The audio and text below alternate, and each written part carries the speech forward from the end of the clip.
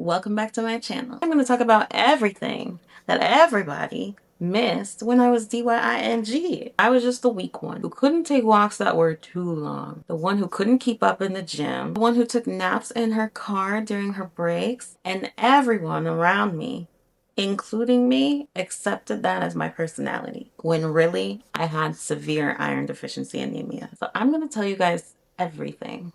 I had no idea how bad my iron deficiency was because my symptoms became my normal. Everything just came upon me so gradually.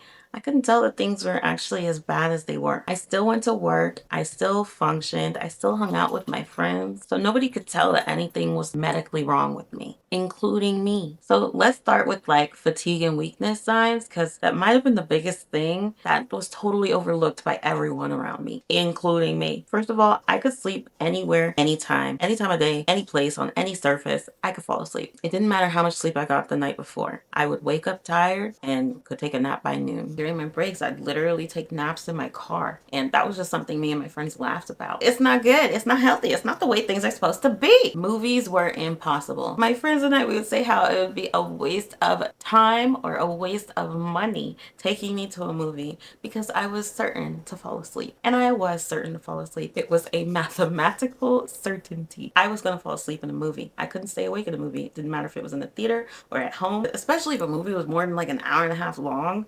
Ooh, Oppenheimer? You think I finished that? Please. I could not stay up for a movie, let alone a really long one, let alone a relatively boring one. I don't know. Movies were just such a huge commitment for me. I just didn't have the energy for it. And now I've since learned I really just didn't have the energy for it. Staying awake for a whole movie is not a problem for me anymore. But before, a movie was a lullaby. Now the weakness, looking back, was quite embarrassing. I go to the gym and I couldn't lift 20 pounds. And me and my friends, it was just something we would laugh off. Like, wow, you're really weak.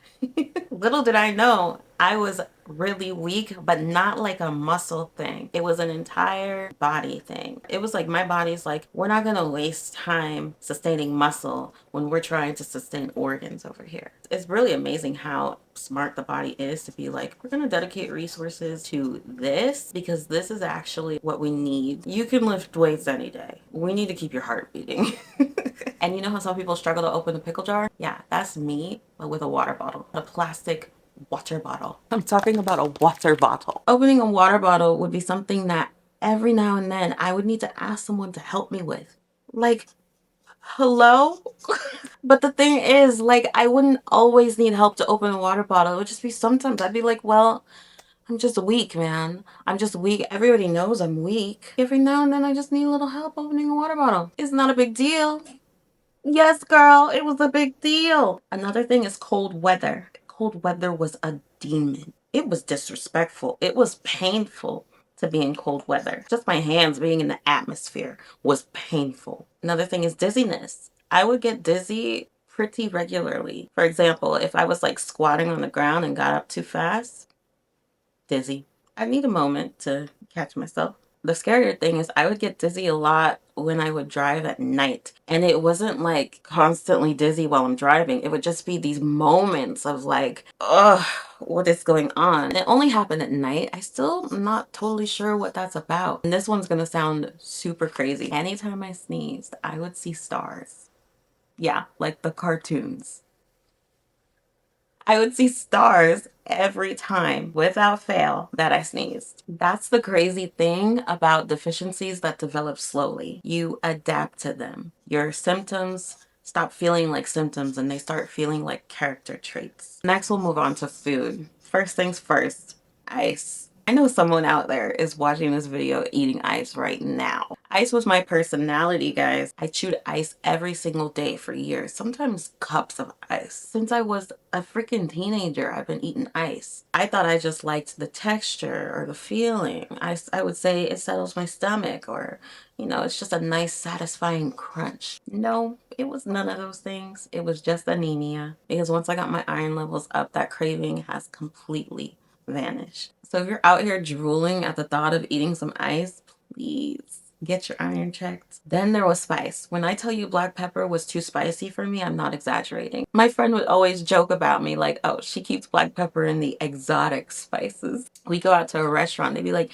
how many stars of spice do you want? I say 0, it would come out and still be too spicy. I'm not kidding. Now I can actually eat spicy food like a normal person. Now I'm not auditioning for hot ones over here, but I can manage a little bit of pepper. A little bit of pepper never hurt nobody. And now I can finally eat it without feeling like my tongue is falling off. I would always tell people, it's not my fault you damaged your taste buds, that you can't feel the pain that this food is giving off. But it wasn't them that had damage going on. It was me. All me. And I didn't know it.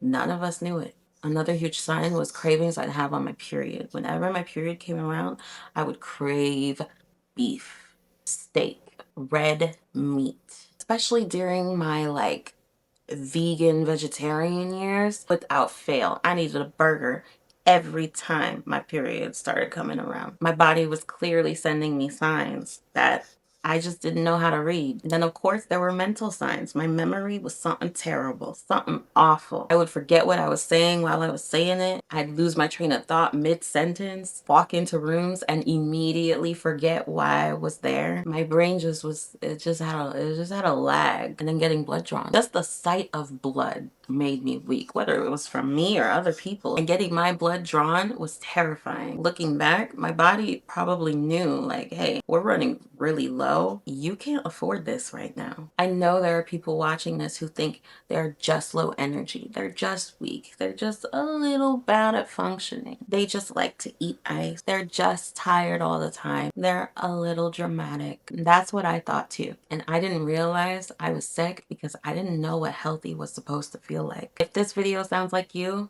please don't brush it off. Go get your iron checked. Seriously. And send this video to someone who needs to hear it, because I know I'm not the only one who normalized symptoms that were actually serious. My body spent years dropping hints, and now it's my turn to connect the dots for other people. Your body whispers before it screams. And my body whispered through naps, through dizziness, through ice cravings, through exhaustion. I just didn't know how to listen. I didn't know how to read it. I didn't know what it was telling me. If this video helped you, give it a like and a comment down below. Share it with someone who needs to hear it, and don't forget to subscribe. Always remember, your body is a vessel, and a beautiful one at that. Take care of it, Captain.